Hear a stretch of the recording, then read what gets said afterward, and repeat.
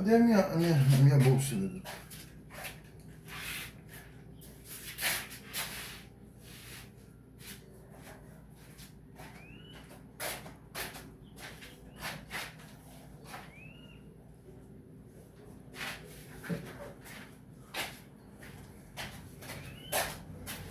O povo sumério habitava na Mesopotâmia.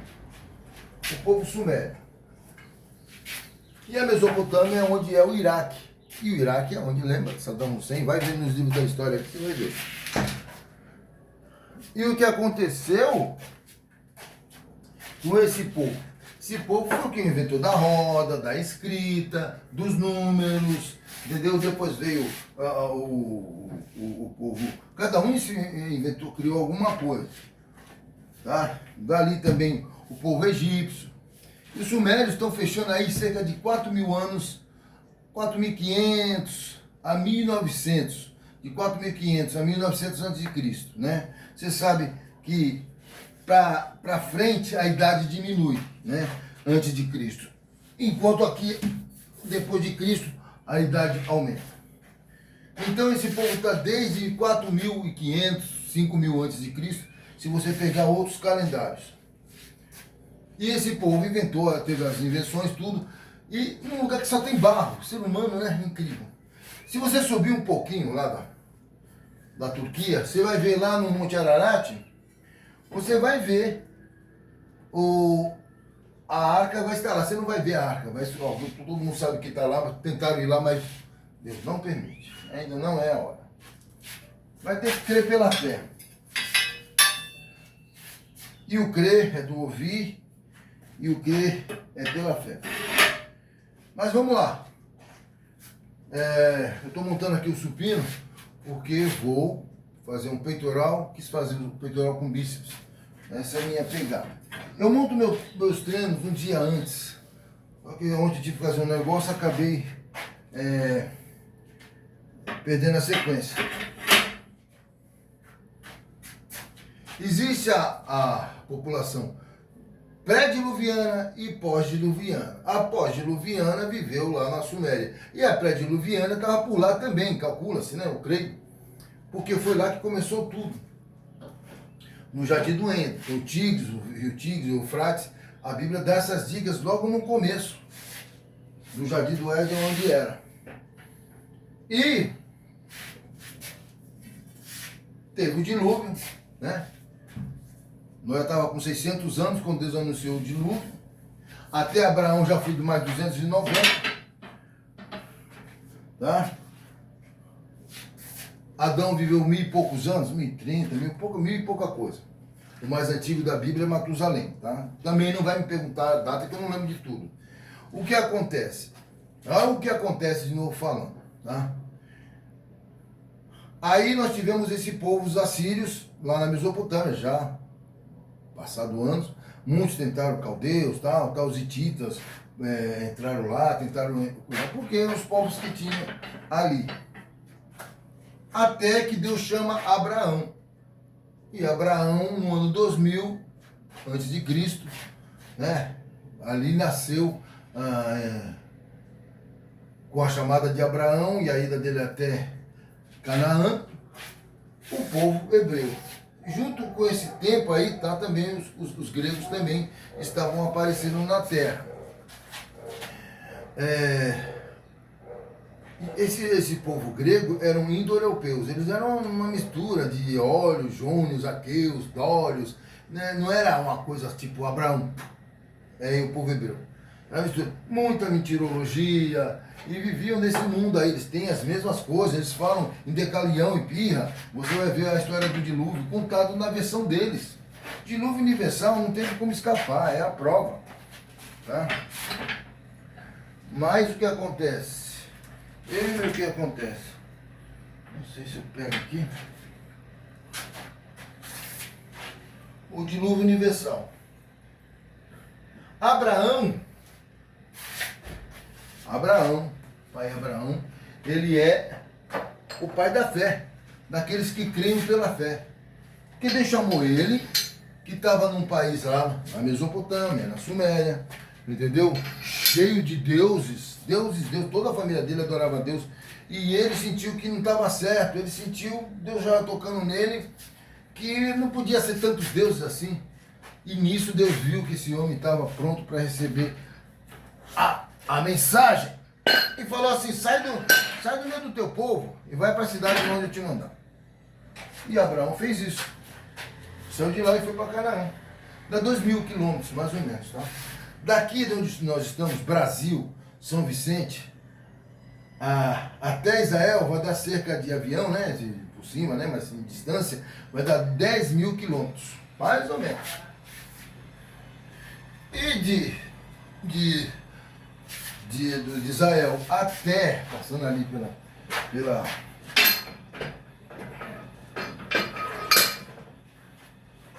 as terras do lugar, vai dar 2.000, até chegar lá, na Mesopotâmia. Ele andou com a sua família essa distância, numa caravana, com uma promessa que seria pai de uma grande nação. Como uma grande nação? A esposa não gerava filho? Aí fica difícil. Um Deus que me prometeu que eu vou ser pai de uma grande nação. Ficou esperando, a mulher chega aos 90 anos, já é de idade, Abraão, eles já, ela era mais nova que ele, né? E não tinha mais condições de ter filho. E ele até perguntou, será Eliezer, o meu servo, que eu tenho que passar? Ele falou, não, você vai passar para o seu filho. E a história você sabe, né? Deus mandou o filho para ele. E no milagre, Sara engravida do Abraão. Grande pai da fé. Ele já tinha feito, com o desespero de Sara, um filho em Agar. Naquela época, eles tinham concubinas, as mulheres tinham servas. É incrível, né? Aí, Agar mandou ele se deitar, a Sara mandou ele se deitar com Agar. Aí nasceu Ismael. Quem é Ismael? Ismael é pai dos árabes. Os árabes e os judeus são irmãos, mas não se dão desde o começo. Desde o começo. Aí o que acontece, sempre é o que acontece, porque eu preciso ir pensando para falar, né?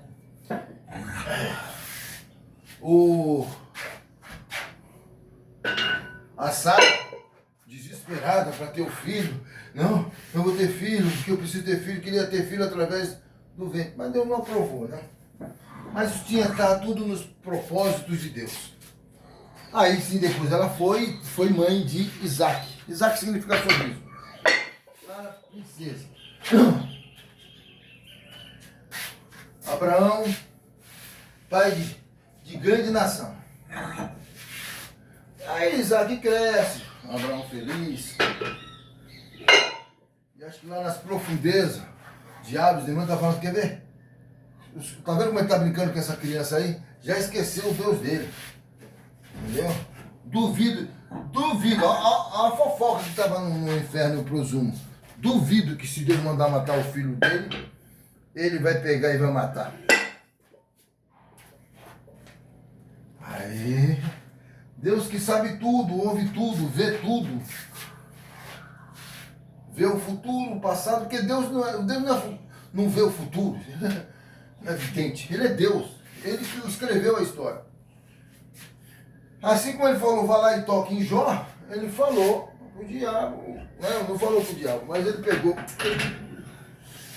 pegou e deu uma ordem a Abraão, que você há de convir comigo. É difícil, cara. Seu único filho, e ele manda matar o filho. Mas Deus não é Deus de sacrifício. Tanto é que o Deus de sacrifício tinha lá na terra dele. E ele não creu naqueles deuses não, que faziam sacrifício de criança, pessoa. Deus não era assim para ele, e ele encontrou esse Deus. E de repente ele manda matar o filho. Aí foi lá em Moriá. Deus mandou matar o filho em Moriá. Você sabe onde que fica Moriá? Você sabe. Você vê nas reportagens, você sabe onde é que fica Moriá? Onde fica Moriá? Onde Abraão foi levar o filho para ser sacrificado. Moriá, onde está a mesquita de Omã. De Xarife Omã. Não uma Xarife, que uma Xarife é o ator. Pois bem, acho que no ano 8, no século 8, depois de Cristo foi feito isso aí. Já, os muçulmanos já estavam em 600, já estavam mandando ver por aí. Conquistando terras e muito mais. E aí foi lá levar seu filho para sacrificar. Coração destruído, mas obedeceu a Deus. Muitas vezes Deus fala assim, vai, vende o que você tem. Você fala, puxa, caramba, deu tanto trabalho Deus para fazer. Meu Deus uma vez falou isso para mim. Vai lá e vende aquele terreno. Eu estou aqui hoje no terreno que Deus me deu. Deus não é antiquado, Deus não está ultrapassado, Ele faz isso até hoje. Você comprou na sua inocência, mas Deus está lá na frente e viu o que ia acontecer com aquele lugar lá. O terreno deu problema, eu tive que vender. Eu e Abraão estamos juntos. Deus impediu que Isaac fosse sacrificado, porque não era o intuito dele. Aí tinha um cabrito ali por perto, aí Deus pegou como holocausto os animais, né? Isaac foi salvo por Deus, tá? E a ovelha foi sacrificada no lugar, certo? Jesus não foi salvo por Deus. Não deu nada em troca, não. E o sacrifício de Jesus é a única forma de pagar os teus pecados diante de Deus. Você tem tanto pecado que você não consegue pagar. É impossível para qualquer ser humano. Ah, mas eu faço umas caridades aqui. Esquece. Deus não está nem aí para a sua caridade, pô. Sabe o que ele fala no trecho da Bíblia? Eis que suas boas obras são como trapo de imundícia. Trapo de imundícia era um mods usado de uma mulher. Quer mais que eu explique mais alguma coisa para você? Esse era Deus. Esse é Deus.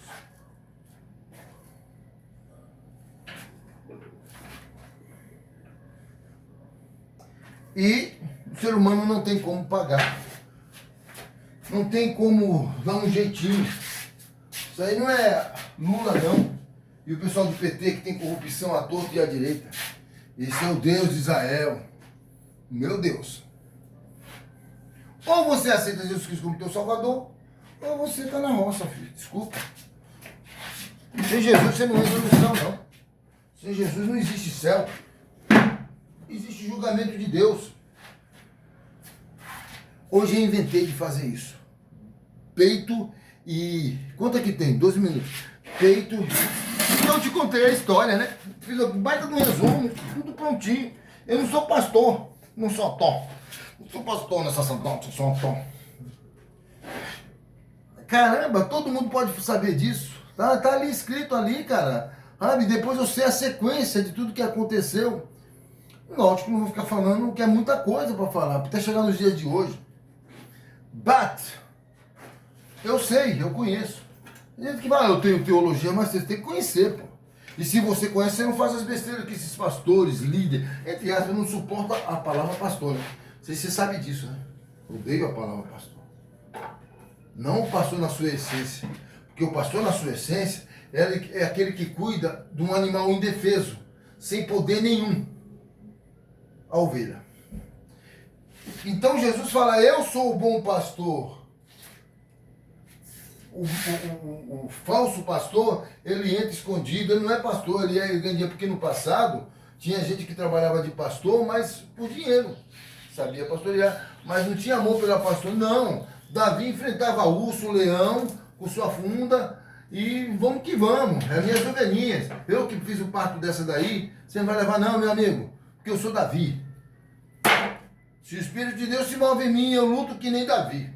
Eu luto. Aí vem esses pastores que adoram dinheiro, adoram um bom salário, a família está bem, está garantida. Quando chegar a época, ele vai aposentar. Afinal de contas, será que vai dar certo, gente? Estou achando que meus planos, my plans, all my plans, change all my plans, vou mudar todos os meus planos. O que, ó, tá vendo? Eu tenho que estar aqui para poder fazer o bíceps combinado com o supino. E por que eu quero ficar aqui? Porque fica mais justo a coisa. Então eu acho que eu vou ter que jogar mais para frente. também vou ter que apertar isso aqui, ó. Puxa pra cá. Sei não, hein? Mas vamos lá. Depois eu mostro pra vocês. 15 minutos.